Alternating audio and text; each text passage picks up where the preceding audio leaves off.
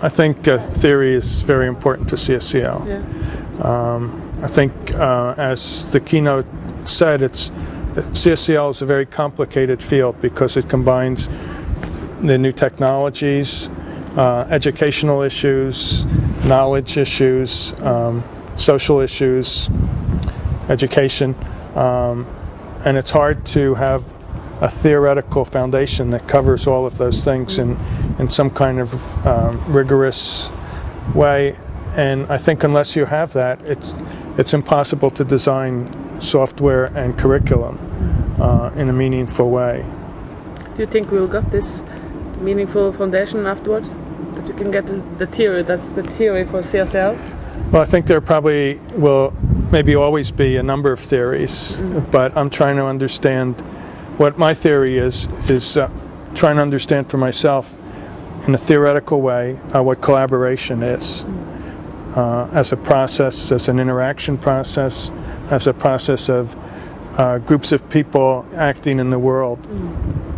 So I'm just trying to understand what collaboration is and what potential it has. I think collaborative learning is a very special foundational form of learning. It's not just a kind of learning that's a secondary sort of a specialty compared to individual learning, which is the way in America people look at it that way.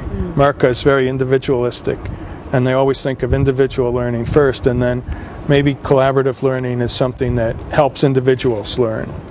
But I think it's really, the theory shows, the sociocultural theories show collaborative learning is really the foundation, and that's the basis of how all people learn, generally, from the time that they're infants on. And then it can become individualized learning, and individualized learning plays an important role in it. But it's still important. And to me, coming to Europe now, the thing I was struck about in the workshops today was that the Europeans have a very different view of things. I've always felt that Europeans are much more theoretical thinkers, and when I studied philosophy when I was a young student, I came to Germany to study it because you couldn't really study it, in my opinion, in the United States. And last year I came to Germany to work and found out how work life is, and software development particularly in Europe is quite different lifestyle from doing the same kind of thing in America. And what I was struck by in the workshops this morning is how seriously people in Europe, especially in the Nordic countries, like Denmark in particular, how seriously they take collaborative learning. It's not just sort of a frill, but it's something that they've been working on for decades, really, and their whole educational system is based on it. And it's so different from in America. So when I teach courses now at the graduate level, I get students who have never experienced collaborative learning. They may have done some group projects which they hated, but they haven't really had collaborative experiences, or not positive ones. So I have to take them through that whole process of finding out what collaborative learning is all about, and getting them to form groups which can have positive experiences. It's very different from getting a student, I'm sure, very different from getting a student who, since they were, in 10 years old, have been brought up in a collaborative learning experience. So it's interesting whenever I come to Europe to see the differences, the contrasts, because Europe's not really that different in many ways. It's actually become very Americanized since I was a student here in the 70s. So it's sometimes at some level it's hard to say what the difference is.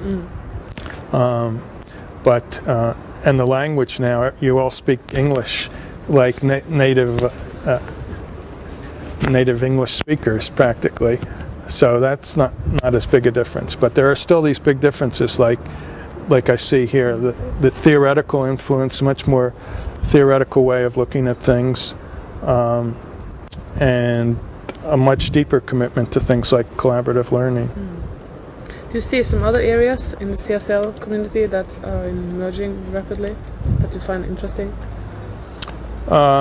Well, I think handhelds and mobiles is something that's clearly a new, it's not something that I've been involved in yet. Well, but you can see it's coming. People A lot of discussing people it. are interested in it, yeah. Is there any other areas that should be developed more within CSCL? Oh, I think it's enough to develop the things we're working on. You have enough? Theory, pedagogy, the technology. I think, you know, all of them have a long way to go to get the potential that collaborative learning has. I think it has a really powerful evolutionary change can be brought about. Like Roger was saying, that when language came along hundreds of thousands of years ago, or however many thousands of years ago, and then written language, and then printed, I think that the potential of the digital revolution is to make collaboration possible at a kind of level that it's never been possible before. If you look at the classroom, for instance, a traditional classroom where there's a teacher and all the communication goes really through the teacher, and that's a restriction that's been imposed because there's no technology for all the students to talk to each other until you have network computers. And so now we have that technology that's going to make collaboration possible at a level way beyond what's ever been possible before. And so that's going to change dramatically, I think, the nature of learning and knowledge building at all levels of society, not just in schools. So we have things like the CSCL research community, and we can correspond with each other all year, not just at the conferences when we're face to face. So that's something new, and I'm trying to push that forward too. I'm trying to figure out ways of building the CSCL community in between conferences around practical projects. So that's one thing I'm trying to explore too.